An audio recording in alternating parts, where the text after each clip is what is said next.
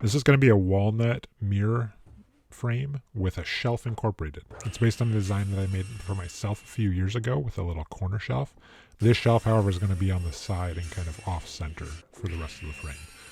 So I start out by making the joinery on a table saw sled and then working on shaping the front edge of the frame.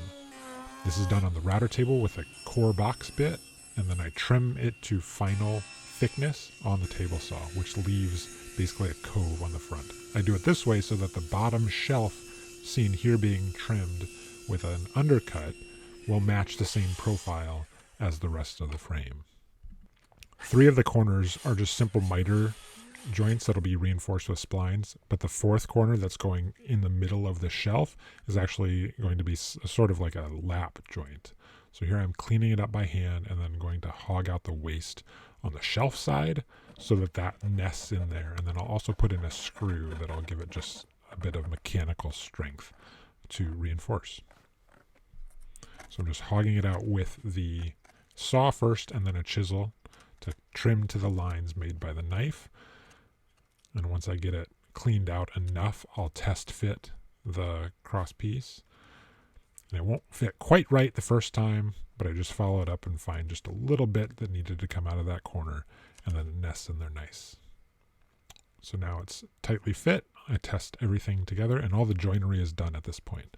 From there, I'm just going to shape the profile of the shelf, which I trim on the bandsaw roughly first, and that'll take out most of the extra. You can see that the shelf, which I had a little bit of problem with, I had to glue on an extra piece, but in the end it kind of all blended together. But from there I use that same template to get the exact shape, and this just saves me some time and wear on the router bit. Back on the bandsaw to trim that front edge, which is going to be flush with the rest of the frame, and then this shelf part, which is going to mostly sit to the side of the mirror frame, is shaped after that. Using a chisel to flatten the front edge, and then followed up by a block plane, and then a bit of work with a rasp and a power sander. Now I glued these on with super glue. They're little clamping cauls, and this helps to get some glue pressure in the right direction on the corner miter frame.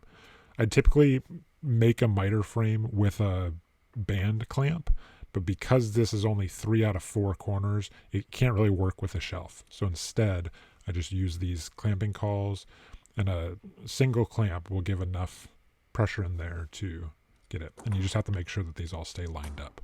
So with the first 2 joints glued up, separate from the last 2, I can then go and glue up these final joints. It's a similar process for that one miter in the corner, but then for the half lap, I just use a bit of the offcut from the shaping of the shelf. With the frame all glued up, I use a scrap piece on the bandsaw to easily trim off all of the clamping cauls from the miters. That'll just save me some time in flushing up to the outside of the frame, so I follow up with a hand plane, and then there'll be sanding at the very end. But this gets the corners cleaned up enough to then move on to the next step of the joinery, which will be to reinforce each of those miters with a single spline. This gives enough long grain contact and glue surface to reinforce those so that a typically weak joint is substantially increased in strength and will match the half lap. I use the same sort of idea with the scrap piece on the bandsaw to trim off those splines, and then again followed up with a hand plane.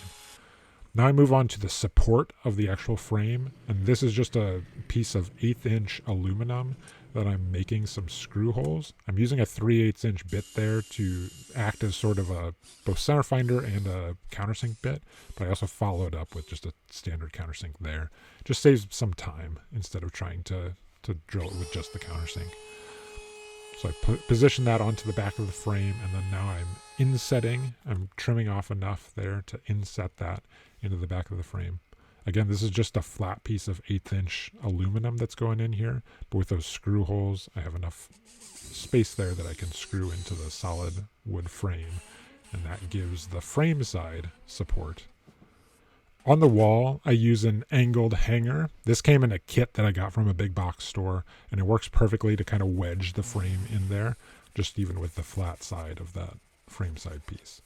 After that, it's a lot of sanding to clean up all of the coves and the surfaces of the piece. And then I finish off with Osmo Pollux oil. It's just a clear wax oil that dries very low sheen and works great. I love this finish because it's just apply the oil, get enough on, and then wipe off all of the excess. And after 24 hours, you can reapply for just a bit more durable finish. But after that, all that's left is the final assembly. So I put in the piece of glass, and then I put in an 1/8" backer piece. And I have this point driver tool that's specifically just for this, but these little flexible points go in to hold the backer in. Then I reinstall the hanger and can put it on the wall for the first time completed. This project also had a matching vanity to it, so the wood from each came from the same tree and went really nicely together. Thanks for watching.